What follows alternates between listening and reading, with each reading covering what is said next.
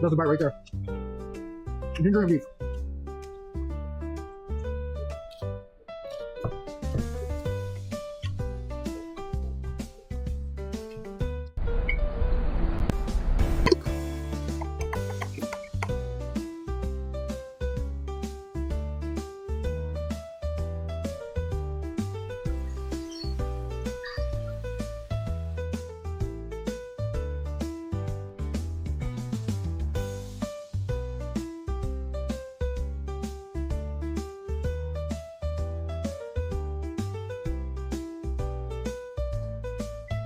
Alright guys, moment of truth.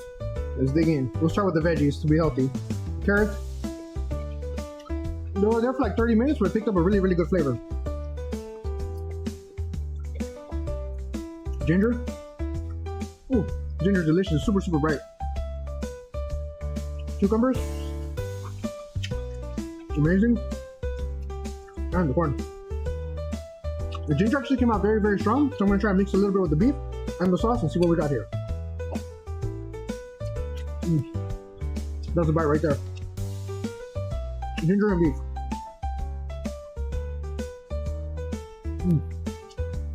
Delicious.